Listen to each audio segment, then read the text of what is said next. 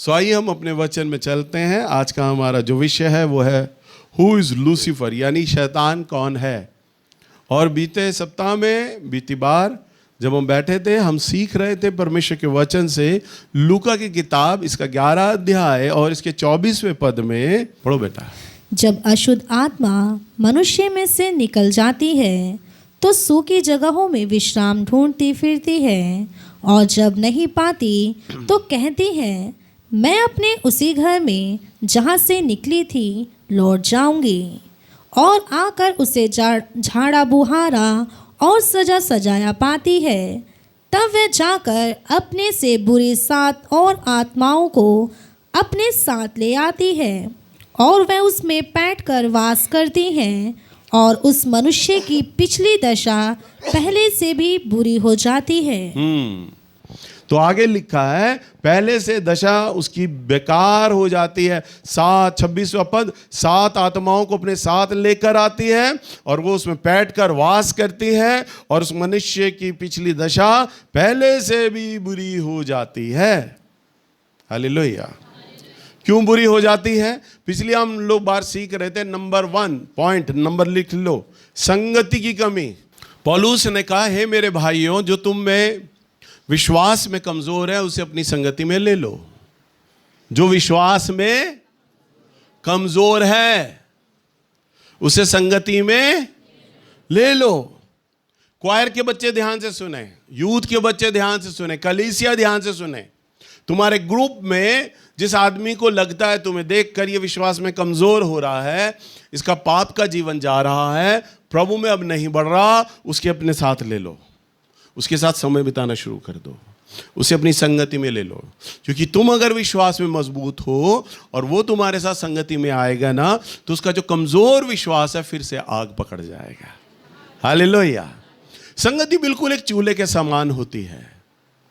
चूल्हे में लकड़ियां जल रही होती है ना, कई सारी 8-10 लकड़ी, और कोई उसके अंदर गीली लकड़ भी अगर कोई डाल देगा ना, उसके अंदर जो बहुत ज़्यादा सील गई हो, नमी आ गई हो और आग पकड़ नहीं रही, उस नमी और गीली लकड़ को अगर आप अलग से जलाओगे ना, पेट्रोल भी डाल दोगे, मट्टी का तेल डाल दोगे, तो जितना ऊपर पेट्रोल लगा होगा ना वो जलेगा, बाकी फिर लकड़ आग नहीं पकड़ पाएगी, क्योंकि उसके अंदर बहुत गीलापन है। परंतु जब आप चूल्हे में रख दोगे ना, तो साथ की सारी लकड़ियों की जो गर्माहट होगी ना, उसकी नमी को पहले सुखा देंगी। सारी क्या करेंगी? मिलके लकड़ों की गर्मी सुखा देगी, और वो जो गीली लकड़ थी ना, वो फिर से आग पकड़ जाएगी, जलने लग जाएगी। संगति ऐसे ही है।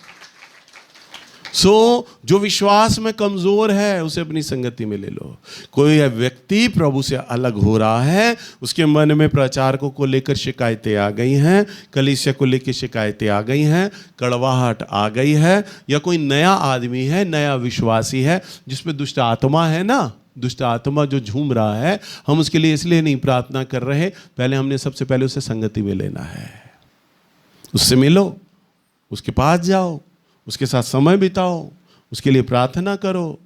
तो जैसे जैसे आप उसके संग बैठोगे, अपनी संगति में लोगे, जो आपका विश्वास है ना प्रभु के वचन से, जब आप उसे वो बातें सिखाओगे, बताओगे, तो उसका गीलापन जाता रहेगा, और वो भी आपके साथ साथ गर्म होने लग जाएगा, और वो भी एक दिन पवित्र आत्मा की आग को पकड़ लेगा। हालेलुया। दुष्ट आत्मा जब निकलेगी ना, तो एक ही बार निकलेगी हमेशा के लिए, वो दोबारा नहीं आने वाली, क्योंकि अब वो पवित्र आत्मा से वो व्यक्ति भरा हुआ है। हालेलुया। मैं इसलिए प्रार्थना नहीं करता क्योंकि मुझे मालूम है, मैं नहीं जानता कौन आदमी उसे लेकर आया है, कैसा उसे लेकर आया है। उस आदमी ने तो ये परिचय दिया, वहाँ भैया जी हैं, प्रार्थना करते हैं, भविष्यवाणियाँ होती है, चंगाई होती है, लेके चल भूत निकल जाएगा, 4 हफ्ते लेके चल मेरे कहे से, देख दुष्ट आत्मा निकल जाएगी। अरे 4 क्या, पहले ही हफ्ते निकल जाएगी वो तो। परंतु आगे क्या? डॉक्टर के पास जब आप दवाई के लिए जाते हो, आपको तेज बुखार हो गया है, वो पहले काम क्या करता है? एक इंजेक्शन लगाता है बुखार को उतारने के लिए, फिर वो एंटीबायोटिक का कोर्स चलाएगा, 7 दिन तक ये एंटीबायोटिक खाना। जो तुम्हारे अंदर वायरस है, जो तुम्हारे अंदर इन्फेक्शन है, जिसके चलते तुम्हें फीवर बन रहा है, वो इन्फेक्शन दूर होगा। पहला एंटीबायोटिक दी, बुखार उतारा, उसके बाद आपको 7 दिन का एंटीबायोटिक देगा वो बुखार उतारने के लिए। इन्फेक्शन को दूर करने के लिए। हम दुष्ट आत्मा को तो निकाल देंगे, परंतु दुष्ट आत्मा का जो आने का कारण है उसे नहीं निकालेंगे। अगर उसे नहीं निकाला वो तो फिर आ जाएगी। हालेलुया, आप समझ रहे हैं ना? ये तो वही हाल हुआ, चूहा यहां पर सड़ गया है, मर गया है। अब हमने वो झाड़ू लगाई, चूहे को मरे हुए चूहे को पन्नी में बांधा और अलमारी में रख दिया और कहा अब तो चूहा नहीं दिख रहा, अब किसी को आने में कोई दिक्कत नहीं है। परंतु बाहर से जो भी आएगा ना उसे कहेगा चूहे की स्मेल आ रही है, कुछ तुम्हारे घर में चूहा मर गया। हम कहेंगे हमने तो उसे सोने के साथ रख दिया है छिपा कर। हालेलुया। अब उस चूहे को कहीं भी रखो बदबू तो देगा ही देगा। तो जब तक वो बंधन है ना, जिस कारण से वो दुष्ट आत्मा आ रही है, उसे चाहे कोई भी रूप दे दो, नहीं जाने वाली, वो आएगी लौट कर। कई बार मैं दुष्ट आत्माओं के लिए प्रार्थना कर देता हूं, दुष्ट आत्मा निकल जाती है। आधे घंटे बाद जिस लड़की में से दुष्ट आत्मा निकाली थी, मुझे मालूम है उसका नेचर दुष्ट आत्मा आएगी, क्योंकि वो आदमी तो नया नया है। अब वो दुष्ट आत्मा जिसमें होती है वो लड़की यूँ फिर आँख यूँ करती है, यूँ चौड़ी चौड़ी करती है। उसका पति इशारा करता चाय पीते हुए, भैया देखो देखो, गई नहीं है भैया, वो अभी भी चीज़ है। आप तो कहते चली गई, वो तो देखो आंखें चौड़ी कर रही है। हालेलुया। मैं भी फंस जाता हूँ। उसने आंख चौड़ी करी, सामने वाला कहता भैया तो गई नहीं है ये तो। अरे वो चली गई है, परंतु वो चूहे की बदबू आ रही है। हालेलुया। चूहे की बदबू आ रही है। इसलिए पहले सबसे पहले काम क्या करना है? चूहे को फेंकना है, फिनाइल से फर्श धोना है, बदबू धीरे धीरे चली जाएगी। पहले वो बंधन निकालना है जिस कारण से वो दुष्ट आत्मा आई हुई है। और वो बंधन कैसे निकलेगा? संगति। अगर हम देखें दूसरा कुरिन्थियों की किताब 6 अध्याय और इसका 14वां पद, अविश्वासियों के साथ असमान जुए में ना जुतो, क्योंकि धार्मिकता का और अधर्म का क्या मेल जोल, या ज्योति और अंधकार की क्या संगति। हाँ, क्या कहता है पौलुस? अविश्वासियों के साथ असमान जुए में ना जुतो, क्योंकि धार्मिकता और अधर्म का क्या मेल जोल, या ज्योति अंधकार की क्या संगति। क्या संगति? आपको अपनी संगति पे ध्यान देना है। संगति, आप कैसे लोगों में उठ बैठ रहे हो। लिखा अविश्वासियों के साथ। आप विश्वासी कहलाए जाते हो अब। हालेलुया। जो प्रभु का वचन सीख रहे हो आप विश्वासी कहलाए जाते हो। परंतु आपकी बिरादरी के लोग, गली मोहल्ले के लोग, रिश्तेदार लोग, वो अविश्वासी हैं, वो विश्वासी नहीं हैं। अब विश्वासी का जो स्वभाव है वो कैसा हो रहा है? जैसा आप प्रभु का वचन सुन रहे हो, प्रभु का वचन पढ़ रहे हो, अब आपका स्वभाव वैसा हो रहा है। परंतु रिश्तेदार अविश्वासी हैं, गली मोहल्ले के लोग अविश्वासी हैं। अब आपके परिवार में, आपकी जानकारी में जो व्यक्ति दुष्टात्मा से पीड़ित है ना, तो जब आप उसे लेकर आएंगे तो अगर उसके लिए हमने प्रार्थना नहीं किया ना, तो क्यों नहीं किया? क्योंकि अभी इससे संगति नहीं मिल रही। प्रार्थना कर देंगे तो दुष्टात्मा तो फिर आ जाएगी। तो सबसे पहले हमें क्या करना है? संगति करना है। आपकी सबसे बड़ी जिम्मेदारी है, क्योंकि आपकी रिश्तेदारी में वो आदमी जिस पर दुष्टात्मा है, जो बंधन है, उसको आपने संगति देनी है। क्या देनी है? संगति। और अविश्वासियों के साथ क्या लिखा है? क्या मेल जोल। भाई देखो, मैं ये नहीं कह रहा कि आप रिश्तेदारी छोड़ दो, समाज छोड़ दो, गली मोहल्ला छोड़ दो ना, आप उनके संग रहो, परंतु जीवन के फैसले आप उनको अपने मत करने दो। जीवन का फैसला आपको कैसे करना है? जैसा परमेश्वर का वचन कहता है। हालेलुया। प्रभु के वचन के अनुसार क्या मेरे परमेश्वर को ये चीज़ भाती है? क्या प्रभु के वचन के अनुसार क्या ये चीज़ सही है? अगर मैं भी आपको कोई गलत राय देता हूं ना, और वो अगर प्रभु के वचन से मेल नहीं खाती, तो आप मेरी राय भी मत मानिए। मैं वचन को सिखाने वाला।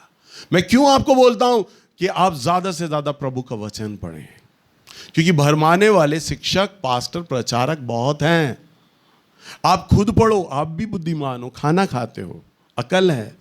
आप भी प्रभु का वचन पढ़ो, प्रार्थना करो, सीखो। प्रभु का आत्मा अपने वचन के द्वारा आपसे मिलेगा, आपसे बातचीत करेगा। जब आप प्रभु का वचन पढ़ोगे, आप ज्ञानी होगे, आपकी समझ परमेश्वर के वचन के अनुसार होगी। हालेलुया। नहीं तो अगर आप प्रभु का वचन नहीं पढ़ोगे, आप जिस आदमी को दुष्ट आत्मा वाले को लेकर आए हो और आपको खुद प्रभु का वचन का ज्ञान नहीं है, तो आपका पड़ोसी क्या बोलेगा, अरे वहां भी एक सियाना है, वहां पे चल, वो ताबीज बांध देगा, दुष्ट आत्मा चली जाएगी। वही अविश्वासी है, अविश्वासियों जैसा ज्ञान है उसका, वही समझ है, परंतु आप तो प्रभु के हो, आपको तो प्रभु का वचन का ज्ञान है, तो आप क्यों चले गए ताबीज वाले के पास? ताबीज वाले के पास जाओगे तो दुष्ट आत्मा एक नहीं वरन 7 बार आएगी। मेरे चर्च में कई लोग आते हैं, भैया हम दुनिया भर में घूम लिए, दुष्ट आत्मा नहीं जा रही। क्यों नहीं जा रही? क्योंकि दुष्ट आत्मा पहाड़ा गिनती है, 2 का 4, 4 का 8, 8 का 16, 16 का 32, 32 का 64। वो पहाड़ा गिनती है, जितना निकलेगी डबल होती जाएगी आपके अंदर। समझ पा रहे हो? और आपकी दशा पहले से खराब होती जाएगी। अभी आप में थी, फिर पत्नी में भी आ जाएगी, बच्चों में भी आ जाएगी, आपके व्यापार में समा जाएगी, आपकी हड्डियों में समा जाएगी, आप बीमार रहने लग जाएंगे, काम अच्छा नहीं चलेगा, पैसे से भी टाइट हो जाएंगे, कर्जा बढ़ने लग जाएगा। दुष्ट आत्मा की प्रभुता आपके घर पर फैलती जाएगी, क्योंकि वो तो मल्टीप्लाई हो रही है, गुणात्मक तरीके से बढ़ रही है। आप जब जब उसे निकालने की कोशिश कर रहे हो, वो बढ़ रही है। हालेलुया। इसलिए मैं वो गलती नहीं करता। जैसे आज बहुत सारे यूट्यूबर हैं ना, प्रचारक लोग दुष्ट आत्मा निकालते हैं और वीडियो डाल देते हैं, ताकि लोग ये देखें, अरे ये प्रचारक कितना सामर्थ्य है, कितना ताकतवर है। मैंने क्यों दिखाना कि मैं कितना ताकतवर हूँ? अरे मेरे प्रभु है ताकतवर। हालेलुया। उसके नाम में इतनी सामर्थ है। मैं किसी बच्ची को भी खड़ा करूंगा ना और बोलूंगा, बेटा पूरे अधिकार के साथ बोल, दुष्ट आत्मा चली जाए, तो वो चली जाएगी। एक बार मैं बंधन बैंक्वेट में था, मेरी चंगाई सभा हो रही और मुझे मंच पे बुलाया गया। सामने कुर्सी पे एक लड़की चीखने चिल्लाने लग गई। पवन उन दिनों हमारे चर्च में आया करता था, वो एंकरिंग कर रहा। मैंने पवन को बोला, बेटा वो नीचे जा और दुष्ट आत्मा को डांट दे, चुप हो जाएगी। पवन ने मेरा चेहरा देखा, मैं पास्टर प्रचारक तो हूँ नहीं, मैं कैसे जाऊँ, मेरे पास कोई अधिकार नहीं है। मैंने उसकी कमर पे थपथपाया, मैंने उसे बोला, जा ऊपर भैया, नीचे प्लेटफॉर्म, नीचे भैया, ऊपर मेरा परमेश्वर, चिंता मत कर, जा तू, दुष्ट आत्मा को डांट, अभी चुप हो जाएगी। गया पवन, उसने बोला, ऐ दुष्ट आत्मा प्रभु यीशु के नाम में चुप हो। सारा चीखना चिल्लाना उसी वक्त थम गया। हालेलुया।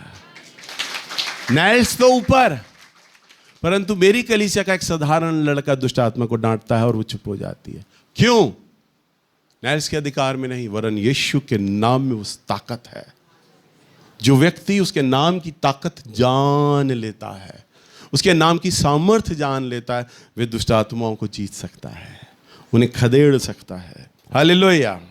सो आपको ये ध्यान देना है कि आप किस प्रकार की संगति कर रहे हो। अगर हम प्रभु के वचन में देखें, 1 कुरिन्थियों की किताब 15 अध्याय और इसका 33वां पद, धोखा ना खाना, क्योंकि बुरी संगति अच्छे चरित्र को बिगाड़ देती है। हाँ, क्या लिखा है? धोखा ना खाना। सबसे पहले चेतावनी। क्यों धोखा ना खाना? बुरी संगति। बोलिए, बुरी संगति। बुरी संगति अच्छे चरित्र को बिगाड़ देती है, बिगाड़ देती है। हाँ, तो क्यों बिगाड़ देती है? क्योंकि आप बुरी संगति में हैं। समझ पा रहे हैं आप लोग? जब मैं स्कूल में पढ़ता था, मेरी संगति खराब हो गई थी, खराब लड़कों के साथ बैठता था और हमारे बीच में नशा में तो मैं बाद में आया, कई साल बाद नशा किया, शराब बहुत पी। आपको एक बात बताऊं, इतना अच्छा वरदान था मेरे पास, जितनी मर्जी शराब पी लूं बहकता ही नहीं था, नशा ही नहीं चढ़ता था मुझे। सोनीपत में रहा मैं 1 साल। आप यकीन नहीं करोगे, विस्की की बोतल 1.5 2 बोतलें पी जाता था, नशा ही नहीं होता था। मेरे साथ में जो जाट लड़के वो पीते थे, वो उल्टियां कर रहे होते थे, उनकी उल्टियां साफ करता था, उनके कपड़े बदलता था, वो पी के धुत हो जाते थे। उतनी वो पी रहे हैं, उतनी मैं पी रहा हूं, मैं पूरा नशे में वो सारे टल ली। हालेलुया। नशा करता था, स्कूल में पढ़ता था तो एक ही टॉपिक होता था, लड़कियों की बातें। तेरी भाभी आ रही है, हरी वाली, सफेद वाली, कलरों के नाम होते थे, सूट का नाम। लड़के मुझे कहते थे, नाइस, हाँ भाभी आ गई। तो ऐसे होता था।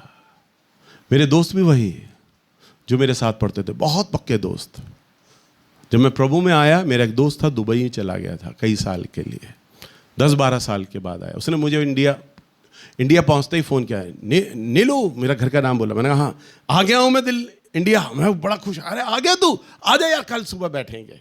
अब आया, अब आते ही उसने मेरे से सवाल किया, उस बंदी का क्या हाल है, उसका क्या हाल है। और मैंने कहा ये कहाँ ले गया यार टॉपिक।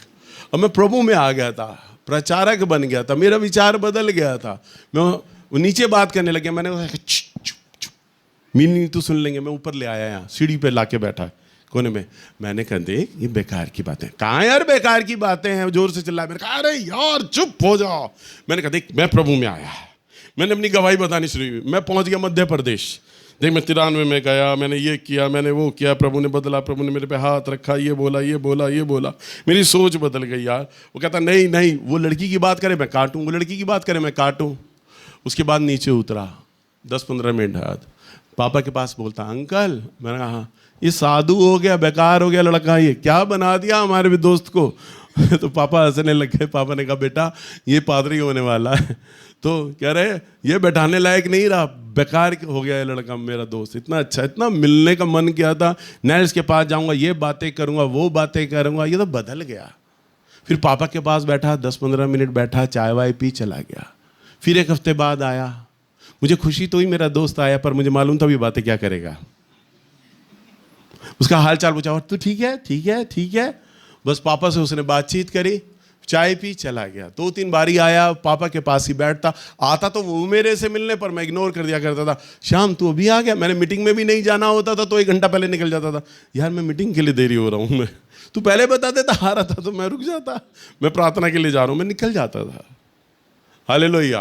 क्योंकि मुझे मालूम है मैं प्रचार के लिए जा रहा हूँ, ये तो लड़की का टॉपिक रखेगा और मेरे दिमाग में फिर लड़कियां घूमने लगी जाएंगी। धोखा ना खाओ, बुरी संगति अच्छे चरित्र को बिगाड़ देती है। और फिर धीरे धीरे मेरे सारे स्कूल के दोस्त मुझसे छूट गए, खत्म हो गए। वो स्कूल के दोस्त ऐसे होते थे, हमारी बातें ही नहीं खत्म होती थी। कभी वो मेरे घर सोते, कभी मैं उनके घर सोता, 24 घंटे मेरे साथ रहते थे और हमारे बीच में टॉपिक एक ही होता था, बस आप जानते हैं। हालेलुया। तो जो दुष्ट आत्मा है वो क्या करेगी, आपको आपके पुराने जीवन में लौट के लेके जाएगी। हालेलुया।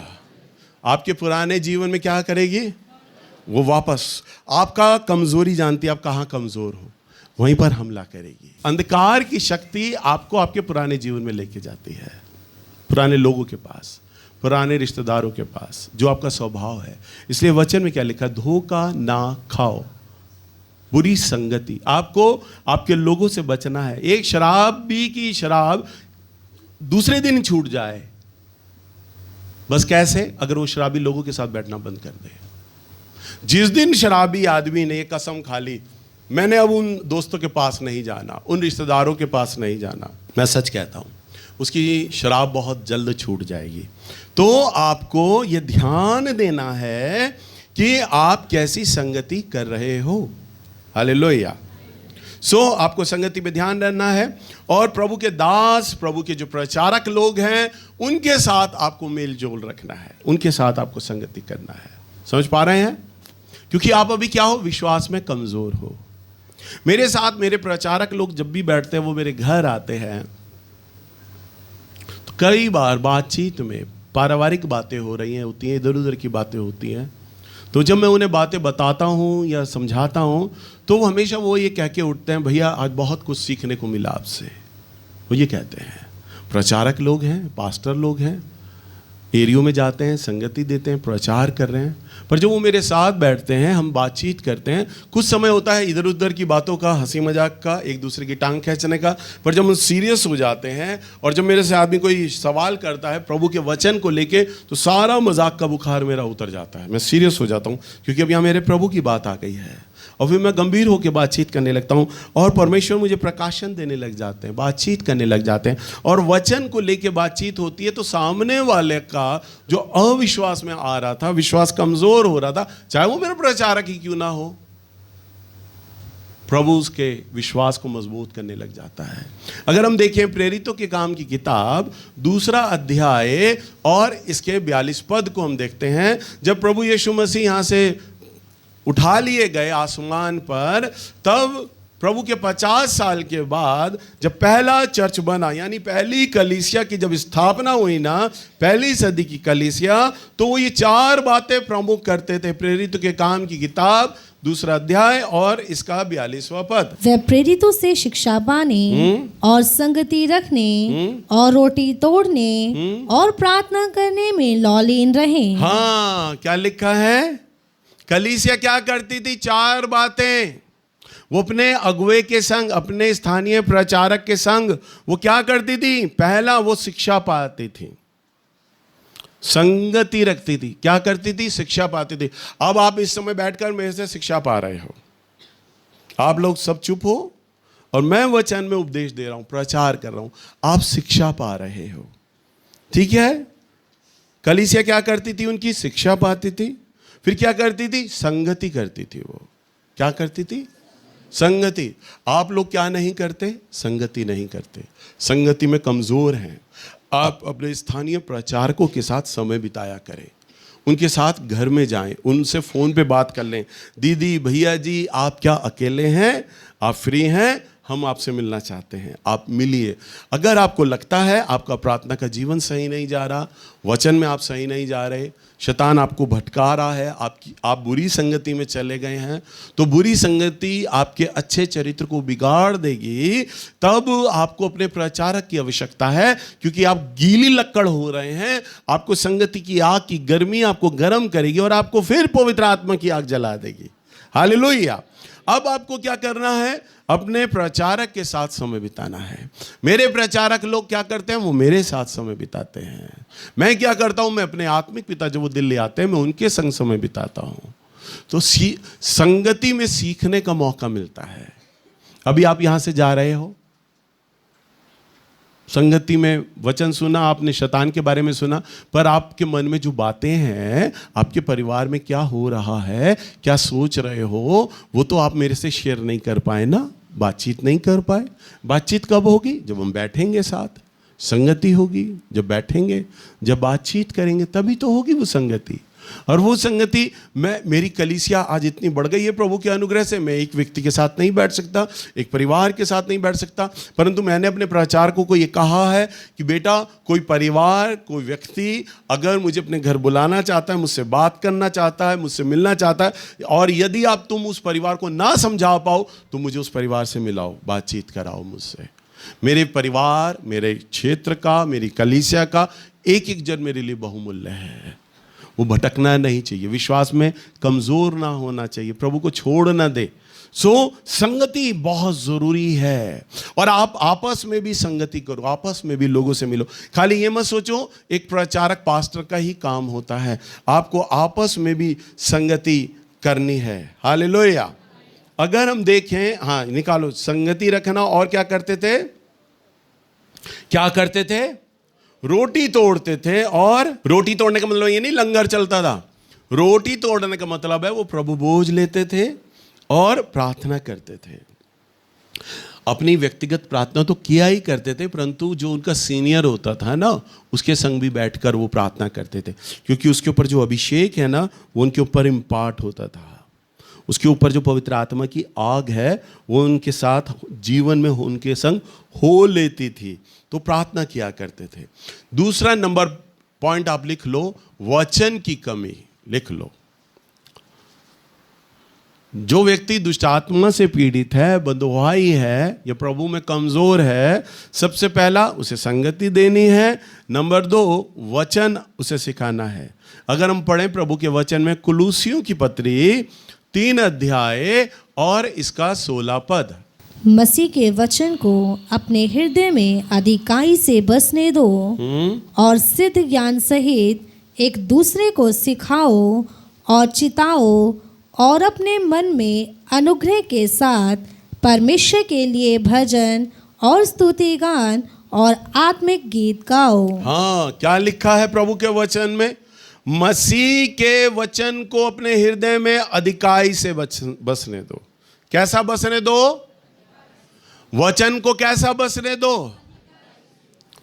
अब आप लोग मेरा वचन सुन रहे हैं, अब ईमानदारी से बताना सच सच, भाई देखो प्रभु का आत्मा है, झूठ मत बोलना। कितने लोग YouTube पर मेरा वचन सुनते हैं? हाथ खड़ा करो, बताओ। 3-4 लोग, 5-7 लोग हैं? अब हाथ नीचे करो। आपने YouTube पर इतने कम लोग हैं जो वचन सुन रहे हैं।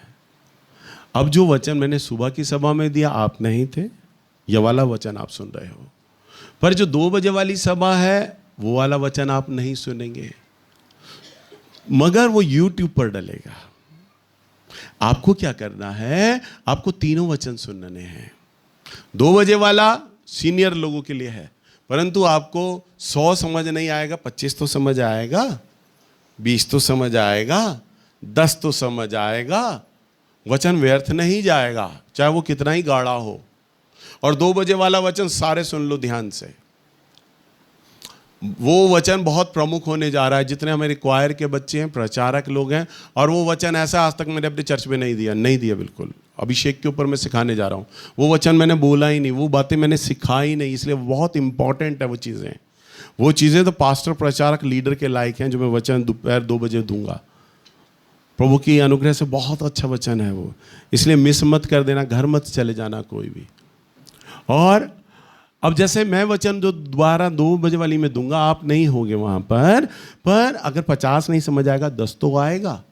मेरे वचनों को आप बार बार सुनो। उस वचन को जिसको आपने सुन लिया है ना, उसको 2 बार सुनो, 3 बार सुनो। मैं भी अपने पिता आमोस के वचन को, एक वचन को 2-2, 3-3 बार सुनता हूँ। क्यों? क्योंकि वचन चल रहा है, अचानक हमारे घर में जो कुत्ता है वो निकल कर आ गया, मेरा ध्यान उस पर चला गया, वो मेरी गोद में आ रहा है, वचन तो चल रहा है, मैंने उसे हटाया, हट हट हट हट यहाँ से हट। जब तक 8-10 सेकेंड वो जो बोल रहे थे वो बात स्लिप हो गई। सुन रहे हो ना? वो बात स्लिप हो गई अचानक। अब वो बात बोलते बोलते, अब मैं सोच रहा अभी तो भैया नॉर्मली कुछ बोल रहे थे, ये तो बातें मेरे कान तो उधर ही थे, आ गया था ना कुत्ता, कान तो मेरे उधर ही थे, सुन लिया मैंने क्या बोल रहे थे वो। पर हो सकता है वो एकदम से एक ऐसा सटीक पॉइंट बोल रहे थे, या पवित्र आत्मा मुझे उसी में कुछ बोलने जा रहे थे, 10 सेकंड में मैं वो मिस कर गया। पर वचन चल रहा है, अचानक मेरी पत्नी आई, बताओ दोपहर में क्या बनाओ? मैं वचन देखते देखते, बना ले यार कुछ भी। वो कहती है, अरे ध्यान से मेरी बात सुनो ना, वचन को रोको। मैं कहता हूँ अच्छा अभी तो आमोस भैया कुछ नॉर्मल बोल रहे हैं, ये तो मैं सारी बातें जानता हूँ। हाँ अच्छा ऐसा कर, तू लाल मसूर बना लो, दाल चावल बना, आलू की सब्जी भी बना लियो, ठीक है? मैंने ठीक है।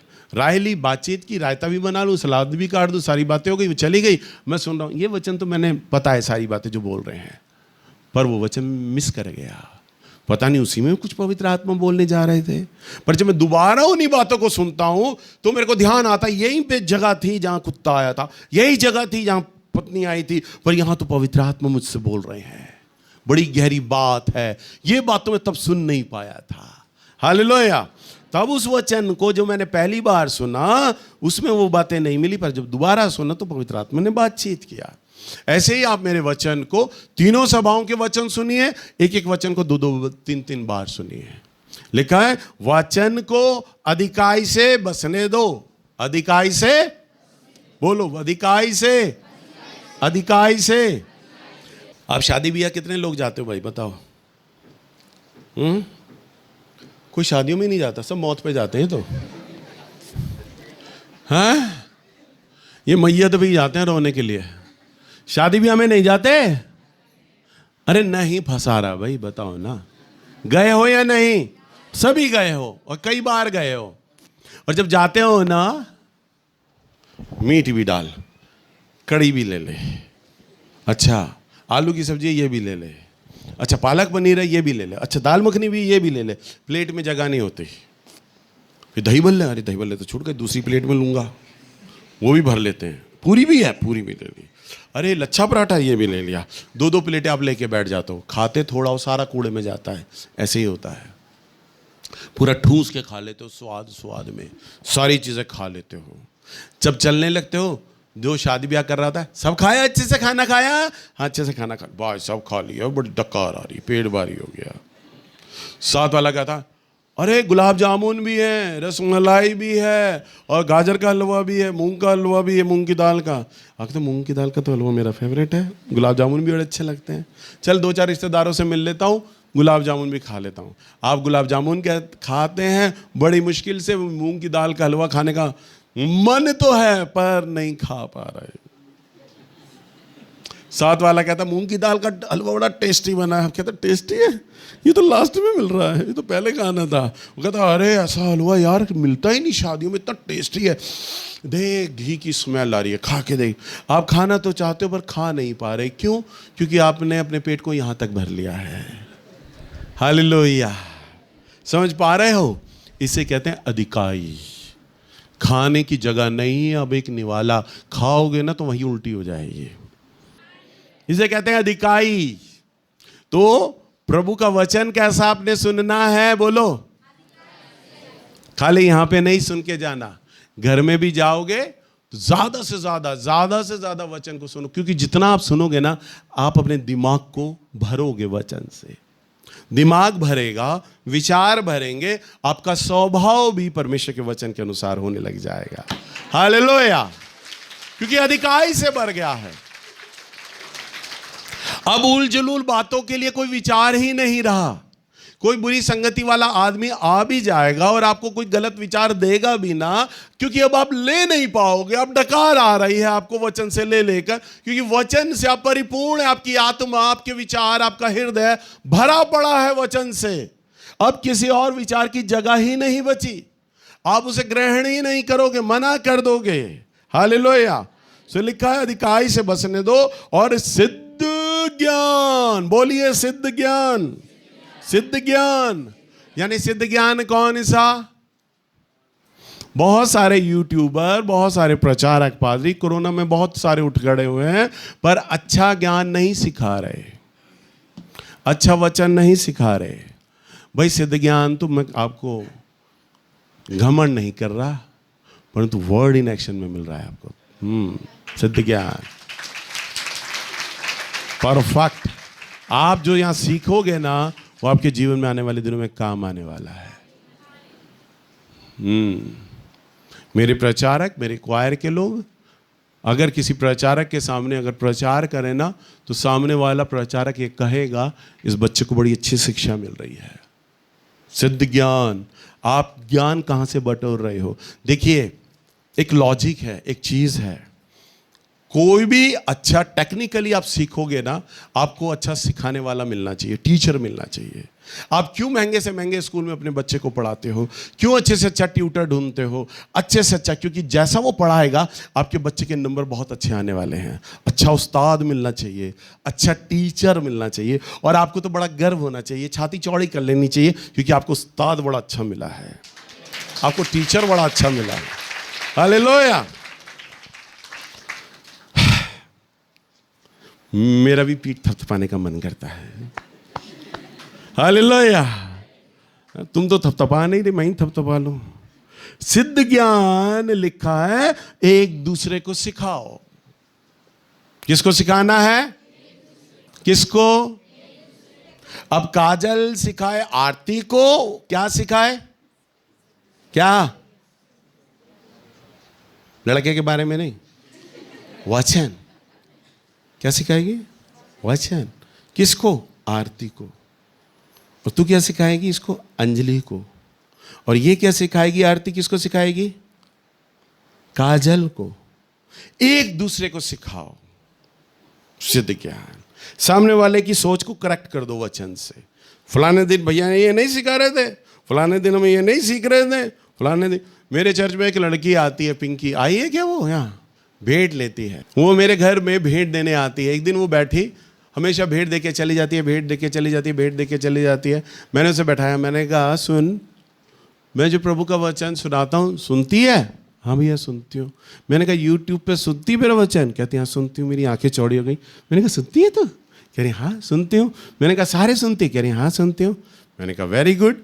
मैंने कहा अच्छा मैंने कहा फलाने दिन क्या बोला था हमें? भैया आपने ये प्रचार किया था, ये उदाहरण दिया था, ये दृष्टांत दिया था। मैंने कहा अच्छा फलाने दिन क्या बोला था?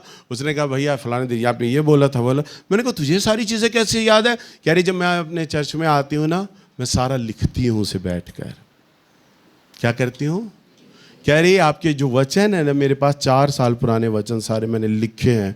आपने कब कब क्या क्या सिखाया, क्या क्या उदाहरण दिए, कहाँ कहाँ से क्या बातें सिखाई, किसकी क्या गवाही दी, क्या दृष्टांत दिया, मैंने सारे लिखे हैं। और उन वचनों को मैं यूट्यूब पर सुनती हूँ और रजिस्टर लेकर बैठ जाती हूँ और उसे टैली करती हूँ। हालेलुया। मुझे इतना अच्छा लगा, अरे मेरी चर्च में एक लड़की आती है, वचन को लेकर इतना प्यासी है कि वो वचन सीख रही है। यूट्यूब पे मैं वचन दे रहा हूँ। उस बच्ची ने जब मुझे बताया, मैंने कहा मेरी मेहनत वसूल हो गई। हालेलुया। तो एक दूसरे को क्या करो?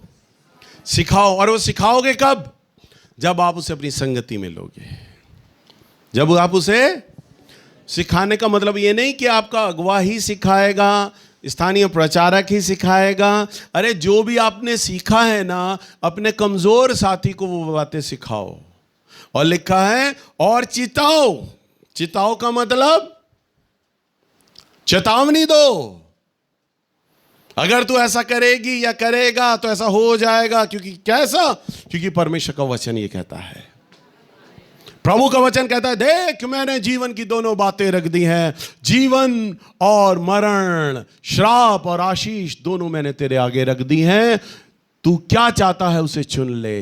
पर मैं, परमेश्वर कहता है, पर मैं ये चाहता हूं कि तू जीवन ही चुन ले। हालेलुया। ध्यान से सुनिए, ध्यान से सुनिए मैं क्या कहने जा रहा हूं। आप क्या चुनते हैं? हर बात का तोप, हर बात का बंदूक चलाकर प्रभु के हाथ में मत दे देना, प्रभु कराएगा। ना ना ना, प्रभु ने चुनने का अधिकार तो आपको दिया है। दोनों बातें रखी हैं, आशीष और श्राप, जीवन और मरण दोनों रखे हैं। और आप क्या चुनते हैं? सुन रहे हैं आप? और शादी तो एक ऐसा टर्निंग पॉइंट है ना लाइफ का, पूरा लाइफ बदलता है। ये पूरी लाइफ चेंज हो जाती है। और ये एक ऐसा तीर है जो कमान से निकला तो वापस नहीं आएगा आपकी तुरीण में। जिससे ब्याह दिए गए, ब्याह दिए गए।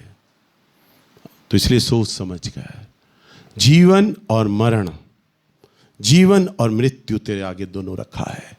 तो किसे चुनेगा? मैं चाहता हूं, प्रभु कहता है, तो जीवन को चुन ले। तो एक दूसरे को क्या करो? सिखाओ। सामने वाले की गलतियों को सपोर्ट मत करो। हमारे क्वायर के बच्चे, यूथ के बच्चे, कलीसिया एक दूसरे की गलतियों में गलती डालकर उसे सपोर्ट करते हैं। ना ना ना ना, ऐसा मत करो। वचन से बात करो, वचन से टैली करो उन बातों को। लिखा है दिखाई से बसने दो और सिद्ध ज्ञान यानी बिल्कुल परफेक्ट नॉलेज परमेश्वर का लेकर उसे सिखाओ। हालेलुया। सामने वाले को बताओ, चिताओ, डांटो और बोलो, क्योंकि तुम उसकी लाइफ बर्बाद हो जाएगी। परमेश्वर के वचन से उसे क्लेम करो, चेतावनी दो। और लिखा है और अपने अपने मन में अनुग्रह के साथ परमेश्वर के लिए भजन, स्तुति गान और आत्मिक गान गाया करो। मैंने अभी क्या कहा? वचन को शुरू करने से पहले मैं प्रभु से बहुत प्यार करता हूं, इसलिए मैं गीत गाता हूं। मैं घमंड नहीं कर रहा। मैं घर में जब खाली होता हूँ ना, सच कह रहा हूँ, मेरी पत्नी से पूछना, मैं खाना खा रहा होता हूँ, मैं बिल्कुल अकेला जब होता हूँ, कोई बातचीत करने वाला नहीं होता, मैं अपने टीवी में आराधना लगाता हूँ। और जैसे ही कोई आराधक गीत गाने लगता है ना, सिर्फ म्यूजिक सुनता मेरे आंसू आने लग जाते हैं। मैं रोते रोते खाना खा रहा होता हूँ, रोते रोते, और आराधना सुन रहा होता हूँ, आंसू पोंछ रहा होता हूँ और रो रहा होता हूँ। मेरी पत्नी देख रही होती है। क्यों? जहाँ मेरे प्रभु की बड़ाई आ जाती है ना, प्रभु की प्रशंसा, मेरे से मन वो संभलता नहीं है। हालेलुया। क्योंकि मैं अपने प्रभु की वो बातें सुन रहा हूँ, उन बातों को मैं महसूस कर रहा हूँ, उन बातों को देख रहा हूँ। हालेलुया।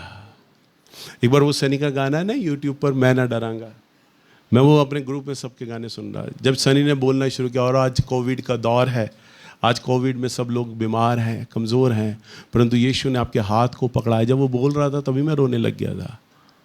जो कहता मैं ना डरांगा, मुझे याद आया मेरा यीशु तो मेरे साथ है ना, सच बोल रहा है ये लड़का।